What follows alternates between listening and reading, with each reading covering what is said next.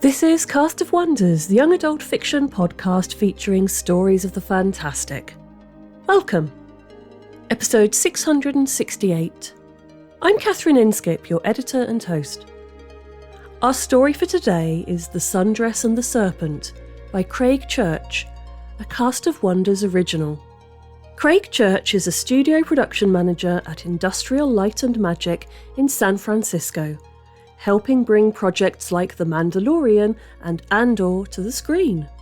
When he's not helping superheroes fly or getting starships launched into space, he writes speculative fiction. An alumnus of the Viable Paradise Writing Workshop, you can keep up with Craig at whatcraigwrote.com on the web and Blue Sky. His most recent short fiction can be found in Escape Pod and Worlds of Possibility. This story is narrated by Bria Struthers. Bria Struthers is an educator, amateur DJ, orator and sonic storyteller based in the Bronx, New York. Their current work involves blending speculative prose with storytelling soundscapes, along with developing a black mythological webcomic series. She holds a BA in English from George Mason University, as well as an MFA in creative writing from Pratt Institute. They have appeared in Apparition Literary Magazine, Midnight and Indigo Literary Journal, and Pratt Institute's physical publication, The Felt. You can follow her at fordarkfigures.com and on Twitter, Instagram at BeTheOrator. This story comes with content notes for Death of a Parent. And now, we've a tale to tell.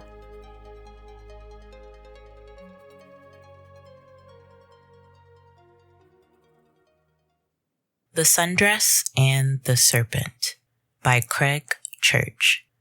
Narrated by Bria Struthers. Tears burn my eyes as I crack open the sliding door and slip out the back of the house.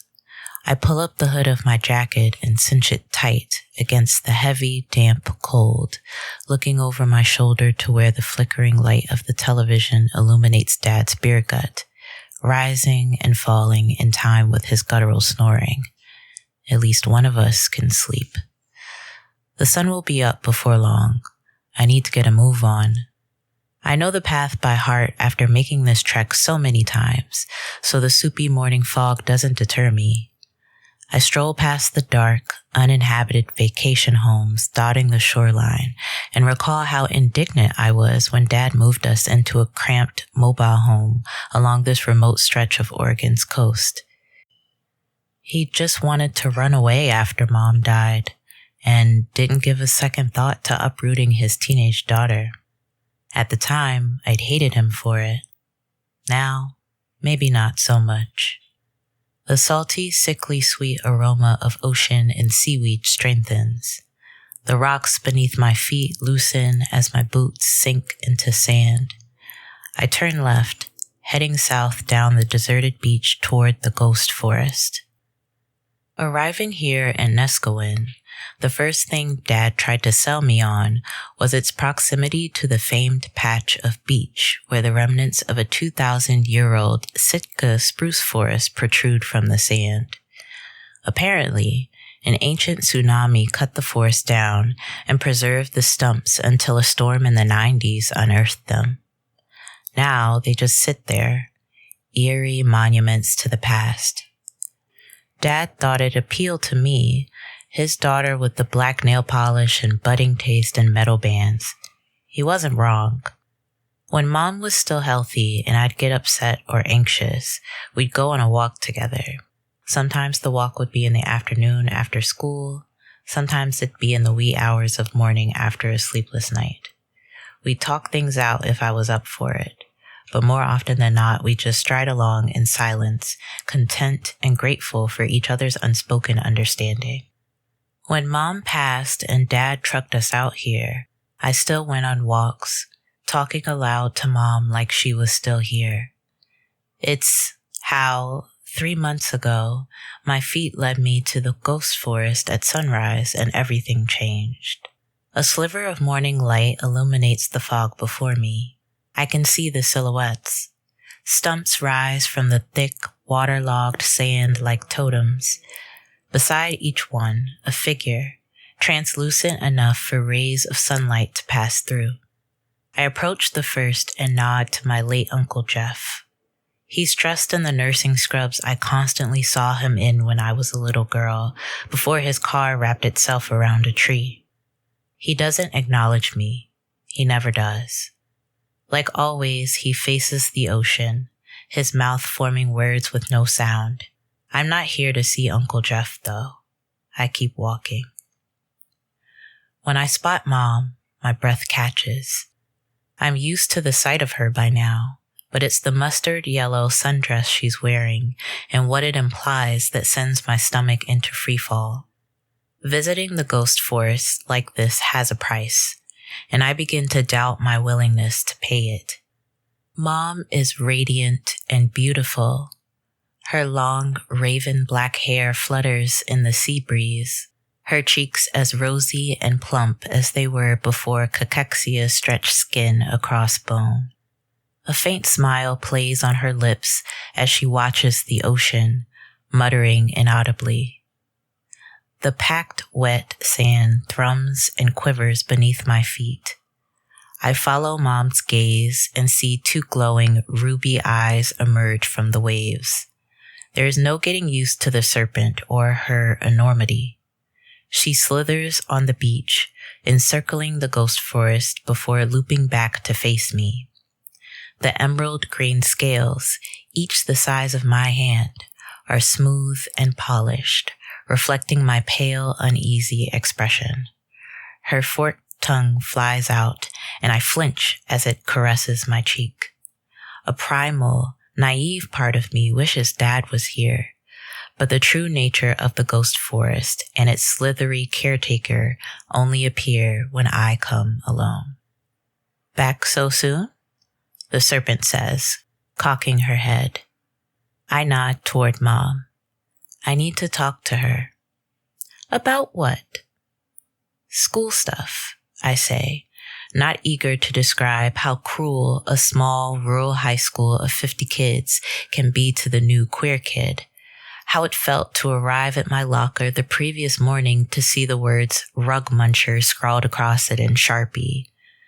I used to be able to talk to Dad about this kind of stuff, but since losing Mom, he avoids me by working late hours and deflecting any serious conversation. He used to not be able to shut up about how much I looked like my mother, and I think that's why his eyes get so sad anytime he looks at me. It's so much easier to come here and talk to the one person who still wants to be around me.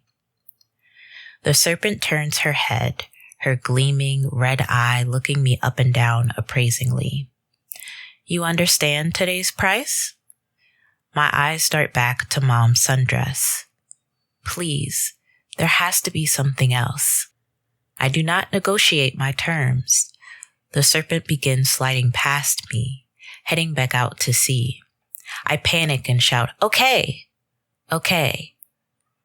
When the snake turns back to me, it's with a greedy, wolfish grin.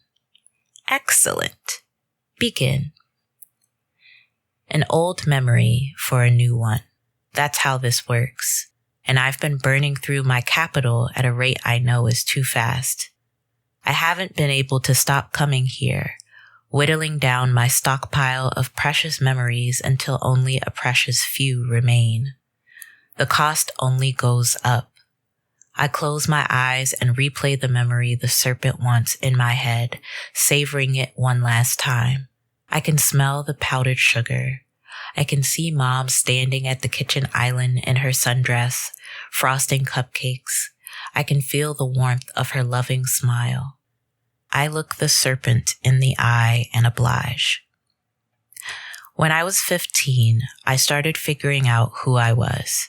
I'd been crushing on Mia Duncan since 8th grade, but still hadn't worked up the courage to tell my parents I was into girls. I'd heard of a couple kids whose families treated them differently once they knew. Mom and Dad had been nothing but supportive and loving my whole life, and I was terrified that might change. The serpent's tongue flicks about, as if it can smell the grief radiating off me at the thought of losing this memory. Out of the corner of my eye, I see Mom's lips stop moving. She turns from the ocean and stares at me, hands folded at her waist, listening in silence. I press on. Mia would always talk about how much she loved homemade funfetti cake, so when I worked up the nerve to ask her to the spring dance, I knew I'd need cupcakes. Problem is, I suck at baking. I had to ask Mom for help, which meant telling her why I was so desperate for a dozen cupcakes with letters spelling out SPRINGFLING ? Frosted across their tops. I can't help myself.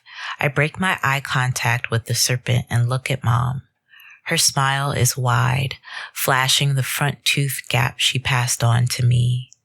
The snake's long, forked tongue lashes out, gripping the side of my head and yanking it back to face the mythical beast. Complete the payment, the serpent chides, an edge of annoyance coloring her tone. I swallow and nod. Guilt wells up inside my chest, knowing what will happen once I finish the story. I stared at my shoes while I told Mom everything.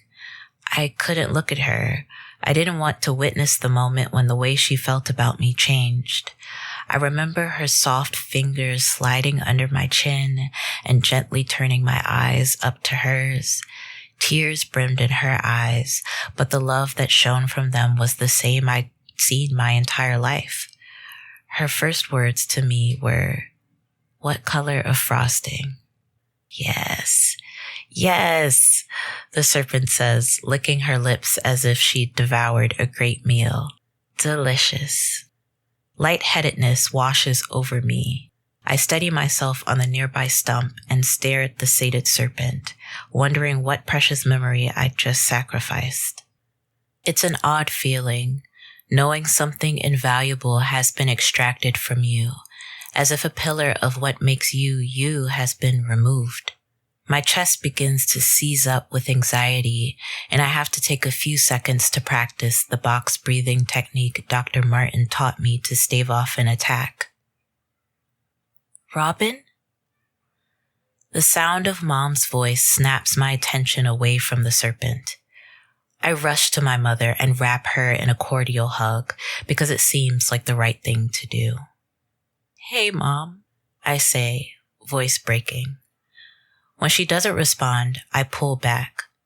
Mom's brow is furrowed, her eyes searching mine with a distance and suspicion that cut into me like a hot knife. Robin, what's wrong? Why are you acting like this? I open my mouth to tell her about the bullying, about the locker, but I can't. A part of me wants to trust Mom, but what if it causes her to think differently of me? Am I ready for the answer to that question? Even asking Mom to go on a walk feels dumb. What will we talk about? The weather? Anger and dread begin to swirl within me. The solace I'd found on this damn beach before is being denied to me. Feeling duped, I glare at the serpent and ask, "What have you done?" The beast grins. "Provided what you asked of me." I look at my mother, who returns my skeptical side eye and turn back to the snake. Why is she like this? The serpent stares at me, waiting for the answer to register in my mind. When it does, I sink to my knees in the wet sand. I've spent so many of my best memories of Mom for these new stolen moments with her. I no longer have enough left to leave our relationship intact. I've already sacrificed too much. Now I have to make sure the sacrifice matters. I steel myself and climb back onto my feet, taking Mom's hands in mine as I whisper, "I really need you right now." Mom lifts an eyebrow in confusion. Is this something we do? We talk through your problems? I can't remember you opening up like this to me before. Heartache sears my chest. Mom's words feel wrong, like a lie I can't disprove. The answer as to why dances just out of reach, like some half-remembered dream. I search my mother's face for the warmth and understanding some dormant part of me says should be there, but I don't find it. I think I've made a mistake, I say aloud, throat tightening with anxiety. The serpent asks, "How so?" I try and explain.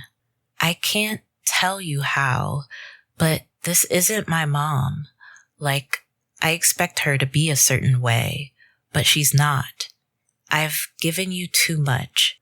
Without our memories of each other, we're just shells, husks. The serpent interjects. Bones of a carcass I've picked clean. I thank you for the nourishment. I understand clearly now. When she devours a memory, it no longer exists for anyone, not even the dead. She begins slithering toward the sea, leaving me behind with the ghost of my mother in every sense of the word. I seethe with self-hatred. I wish Dad had never moved us out of the city. I wish my grief hadn't led me to wander the ghost forest in the wee hours of the morning all those weeks ago. I wish I'd had enough sense to know this bargain was too good to be true. How can I undo this? I shout through my tears. Is there anything I can do to fix what I've done? The serpent pauses. There is only one way. Desperation overrides any caution I should rightfully have about striking a new deal with this creature. What do you need from me? Quid pro quo, of course, the serpent answers, eyes gleaming with renewed hunger. Your ledger runs long, girl. Only the feast of a soul forgives this debt. The serpent looks at Mom, then back to me, the offer implicit. I shake my head. I shake it harder. No. I'm not sure what kind of afterlife Mom's had, but I won't damn her to an eternity in this snake's stomach. It's not your choice to make, I hear Mom say as she leaves her stump and steps to the serpent's side. I feel it too, you know. The absence of a connection between us that should be there. A weak smile turns the corners of her mouth. We used to go on walks, right? You and me. I remember that. We must have been closer than it feels now for that to have happened. Mom, don't, I beg, my voice shaking. She shakes her head. I do not accept this emptiness consuming me. I will go into the dark, knowing my daughter. The serpent nods and opens its maw like a door. I stumble forward, feet sinking into sand as I try to intervene. I'm nowhere near fast enough. As Mom places a foot inside the serpent's waiting mouth, nausea overwhelms me. I fall to all fours, heaving, retching. Blood and ocean water pass my lips as the memories I traded away flood my mind. I peer up. Mom is looking over her shoulder at me with familiar, loving eyes. Eyes that teared up during my violin recitals, narrowed in annoyance after I pierced my septum at the mall, and sparkled with excitement while taking photos of Mia and I before we went to the dance. It's Mom, as I always want to remember her. When the serpent snaps her mouth shut, my heart shatters the same way it did when the doctors told us Mom was gone. I barely noticed the snake disappear back into the sea, or that the spirits of people I once knew are no longer present in my peripheral vision. I cry. I cry so much every muscle in my neck is sore and time loses all meaning. Kiddo? I turn. Dad is standing there on the beach, face lined with concern as the morning sun burns off the last of the fog. I've been looking for you for over an hour now. Sorry, my voice is frail and raspy. I wipe my swollen, tear-stained cheeks with the cuff of my sleeves. I should have told you I was coming out here. Dad rests his hands on his hips, his mouth pressed into a firm line as he searches for the right words to say. He doesn't find them, just asks, "What are you doing out here?" I open my mouth to answer, but it occurs to me I have no idea why I'm knee-deep in sand with tears streaming down my face and an aching chest. I gaze out at the sea, and my heart tells me what I need to know. I was thinking about Mom. When we lose someone close, letting go can be hard. I found this story incredibly moving in its slow unfolding of the importance and endurance of memories. When I lost my own father, in many ways I found that perhaps I hadn't. He was still there, in all those earlier moments of my life, and he'd always be there. His life might have come to an end, but he was still a big part of my own. So, although we all inevitably have to say goodbye, those footprints in the flow of time are very slow to fade. Join us again soon. We love bringing you the best audio fiction week after week, but we can't do it without your support. Right now, Escape Artists has the opportunity to receive $10,000 thanks to several generous supporters. Between now and December 31st, your support will have twice the impact. Every dollar you donate will be matched 1-to-1, helping us get closer to unlocking all $10,000 in the matching gift fund. That means if you donate $7, our new base subscription fee for ad-free episodes, it'll become a $14 gift. $25 becomes $50. $1,571 becomes $3,142, pleasantly but roughly approximating pi times 1,000. If you make a one-time gift, it will go twice as far today, but if you subscribe, you will have twice the impact for the rest of the year. Monthly donations ensure we can plan ahead with a reliable income, which means we can publish more original stories, devote more time to editorial excellence, plan for the future, and more. Whether you're a new subscriber or a dedicated fan, thank you. We're so grateful you're a part of this journey, and we couldn't do what we do without your incredible support. Thank you for helping us bring free and accessible speculative audio fiction to listeners around the globe. You can join the discussion on the EA Discord and visit us on Blue Sky at castofwonders.org. Come say hello.